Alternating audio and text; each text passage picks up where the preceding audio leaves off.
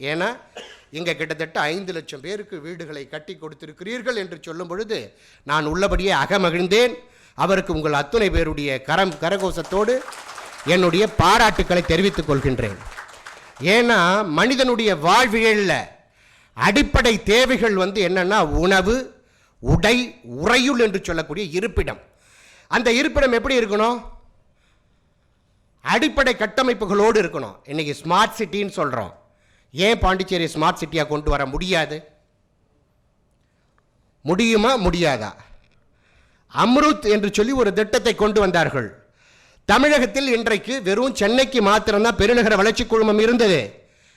நம்முடைய ஃபெய்ரா கூட்டமைப்பினுடைய முன்னெடுப்பின் மூலமாக கோவைக்கு ஒரு கோவை அர்பன் டெவலப்மெண்ட் அத்தாரிட்டி, திருப்பூருக்கு ஒரு அர்பன் டெவலப்மெண்ட் அத்தாரிட்டி, சேலத்துக்கு ஒரு அர்பன் டெவலப்மெண்ட் அத்தாரிட்டி, மதுரைக்கு ஒரு அர்பன் டெவலப்மெண்ட் அத்தாரிட்டி, திருச்சி மற்றும் ஒசூருக்கு ஒரு அர்பன் டெவலப்மெண்ட் அத்தாரிட்டி கொண்டு வந்ததோடு மட்டுமல்ல, எதெல்லாம் தலைநகரங்களாக இருக்கிறதோ, எவையெல்லாம் மாநகராட்சிகளாக இருக்கிறதோ, எவையெல்லாம் நகராட்சிகளாக இருக்கிறதோ அவை அத்துணையும் LPA local planning authority, CLPA combined local planning authority ஒருங்கிணைந்த முழுமை திட்டத்தை கொண்டு வர வேண்டும் என்று சொல்லி தமிழகத்தில் இருக்கின்ற நாங்கள் தொடர்ந்து ஏதோ கூடி களைகிற கொள்கையற்ற கூட்டம் அல்ல இந்த கூட்டமைப்பு.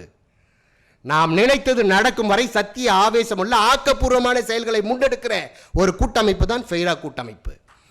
ஸோ பாண்டிச்சேரியில் இன்னைக்கு கூடியிருக்கிற நீங்கள் ஏதோ வந்தோம், பேசணும், பெரியோர்களை எல்லோரும் அழைத்து பேச வைத்து அவர்களுக்கு கௌரவப்படுத்தினோம், மரியாதை செலுத்தினோம், நம் மனக்குமுறல்களை பேசி ஆரவாரம் செய்தோம், கைத்தட்டினோம், மகிழ்ந்தோம், உணவு உண்டோம், கலைந்தோம் என்று சொல்லி இருந்துவிடக் கூடாது. இந்த கூட்டமைப்பினுடைய கூட்டத்தில் நிறைவேற்றப்படுகிற தீர்மானங்களை அரசினுடைய கவனத்திற்கு தொடர்ந்து கொண்டு செல்ல வேண்டும். எந்த ஒரு விஷயமும் அப்படிதான். வியாபாரத்தில் என்ன பண்ணுறீங்க? இடங்களுக்கு முன் இடத்த ஒரு முறைக்கு 4 முறை போய் பார்க்குறீங்க. சாத்தியக்கூறுகள் என்ன இருக்குதுன்னு அலசி ஆராயிறங்க. முன்பணம் கொடுத்து லீகல் ஒப்பீனியன் பார்க்குறீங்க. பதிவு பெற்ற பிறகு அதனுடைய ப்ராசஸை பார்க்குறீங்க. கஸ்டமரை காட்டுறீங்க, காட்டிட்டு விட்டுறீங்களா? தொடர்ந்து கஸ்டமரை ஃபாலோ பண்ணி அதை முடித்து கரையம் பண்ணுற வரைக்கும் ஃபாலோ பண்ணுறீங்கல்ல? அதே போன்று தான் இந்த திட்டங்கள் நடைமுறைக்கு வரும் வரை நீங்கள் தொடர்ந்து ஃபாலோ பண்ணணும். இன்றைக்கு ஃபெய்ராவினுடைய வெற்றிக்கு அதுதான் காரணம்.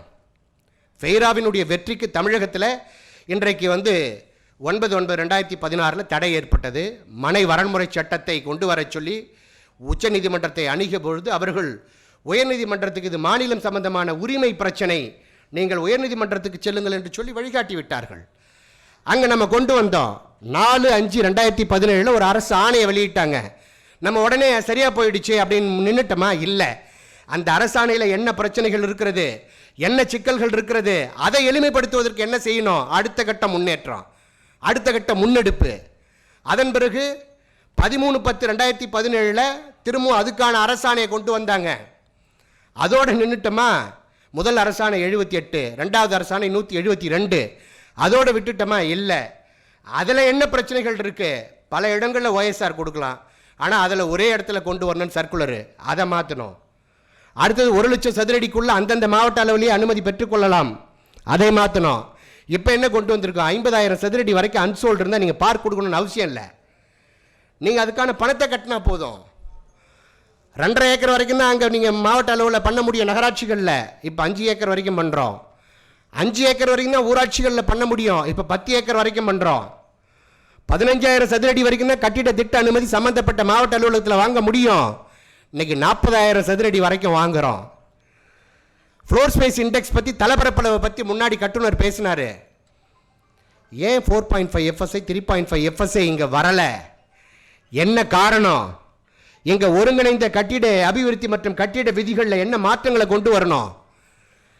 என்ன சேஞ்சஸ் இருக்கு? அங்கே தமிழகத்தை பொறுத்த வரைக்கும் கட்டிட விதிகள் ரூல் நம்பர் 35, அதில் இன்னைக்கு எண்ணற்ற மாற்றங்களை கொண்டு வந்துட்டோம். வெறும் பொதுமக்களுக்கு 2,500 சதுரடி இடம் வச்சிருந்து நீங்கள் 3,500 சதுரடியில் கட்டடம் கட்டுறீங்கன்னா இன்ஸ்டன்ட் அப்ரூவல். ஏதாவது கனவு இங்கே நீங்கள் பாண்டிச்சேரியில் அந்த கனவை காணணும். அந்த கனவு என்பது வெறும் உறங்கி நீங்கள் எழுந்தவுடன் கலையக்கூடிய கனவு அல்ல. நீங்கள் நினைத்த காரியம் நடந்து முடியும் வரை உங்களை உறங்க விடாமல் செய்யக்கூடிய கனவாக இருக்கணும். ஏதோ வந்தோம், பார்த்தோம், பேசணும், டிஸ்கஸ் பண்ணோம், போனோம், அப்படி இல்லை. அது லைஃப் இல்லை. அது கூட்டமைப்பும் தேவையில்லை, அது தொழிலும் தேவையில்லை. 2500 சதுரடியில் 3500 சதுரடி கிரவுண்ட் ப்ளஸ் 1 ஃப்ளோர் 2 கிச்சன் போட்டு வீடு கட்டுறதுக்கு கட்டிட திட்ட அனுமதிக்கு கோரி நீங்கள் விண்ணப்பிச்சிங்கன்னு சொன்னால் இன்ஸ்டன்ட் அப்ரூவல், சுட சுட உங்களுக்கு அப்ரூவல் கிடச்சிரும். நீங்கள் எவ்வளவு ஸ்பீடாக ஆன்லைனில் வந்து நீங்கள் பண்ணுறீங்களோ, என்ன கேட்குது, உங்கள் பேர் கேட்குது, உங்கள் கைபேசி தொடர்பு எண் கேட்குது, அட்ரஸ் கான்டாக்ட் டீட்டெயில் கேட்குது, அடுத்தது ப்ராப்பர்ட்டியோட டீட்டெயில் கேட்குது. நீங்கள் ஒரு A4 சீட்டில் ஒரு பிளானை வந்து டிசைன் பண்ணி ப்ராப்பராக ரெஜிஸ்டர்ட் இன்ஜினியர்கிட்ட சைன் வாங்கி ஒரு PDF அப்லோட் பண்ணிவிட்டு சப்மிட் பண்ணிங்கன்னா ஓடிபியை உள்ளீடு செஞ்சிங்கன்னா ஆட்டோமேட்டிக்காக இவ்வளோ ஃபீஸ் கட்டணும்னு சொல்லும். ஃபீஸை கட்டினீங்கன்னா அடுத்த நிமிஷம் ப்ராசஸிங் ஆகி அப்ரூவ்டு வந்துடும். அந்த திட்டம் பாண்டிச்சேரியில் இருக்குதா? இல்லை. அதை கொண்டு வரத்துக்கு யாரால் முடியும்? நம்மளால் மட்டும்தான் முடியும். அப்போ நம்ம எல்லாம் ஒற்றுமையாக இருக்கணும். ஏன்னா நம்ம முதல்ல கற்றுக்கொண்டால் மட்டும்தான் கற்றுக் கொடுக்க முடியும். இன்றைக்கு இருக்கக்கூடிய அமைச்சராக இருக்கட்டும், முதல்வராக இருக்கட்டும், ஆட்சியாளர்களாக இருக்கட்டும், அதிகாரிகளாக இருக்கட்டும், யாரும் ஒன்றும் விவரம் தெரியாத பாப்பாலாம் கிடையாது. எல்லோருக்கும் எல்லாமே தெரியும். இதெல்லாம் செஞ்சு கொடுத்துட்டு அவங்களுக்கான வருவாய் கிடைக்காம போயிடும். என்ன தயவுசெய்து சைலண்ட் போடுங்கண்ணா, ப்ளீஸ்ண்ணா சைலண்ட் போடுங்க. கிடைக்காம போயிடும், வருவாய் கிடைக்காம போயிடும்.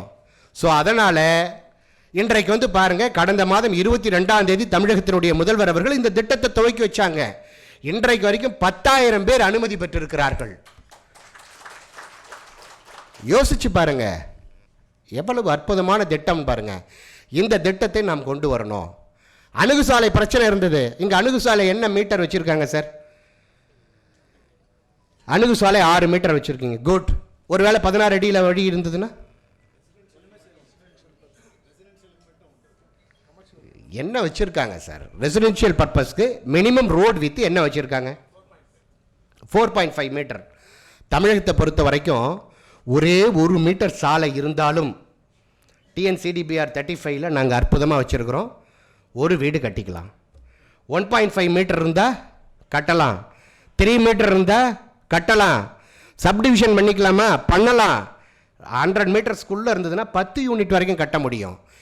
ஏன் நீங்கள் அந்த டெவலப்மெண்ட் கண்ட்ரோல் ரூல்ஸில் விதிகளை மாற்றுவதற்கு நீங்கள் ஏன் காரணகர்த்தாவாக இருக்கக்கூடாது? அரசை நம்ம குறை சொல்லவே கூடாது சார். இந்தியாவுடைய கான்ஸ்டியூஷன் எல்லாருக்கும் பொதுவானதா? பொதுவானது. பெரும்பாலும் புதுச்சேரியினுடைய ரூல் எங்கேருந்து நீங்கள் காப்பி பண்ணுறீங்க? அப்படியே கட் அண்ட் காப்பி பேஸ்ட் பண்ணிடுறீங்க. எங்கேருந்து பண்ணுறீங்க? தமிழ்நாட்டில். ஏன் இப்போ TNCDBRல திருத்தம் கொண்டு வரல? இங்கே கட்டிட வரன்முறை தேவையா?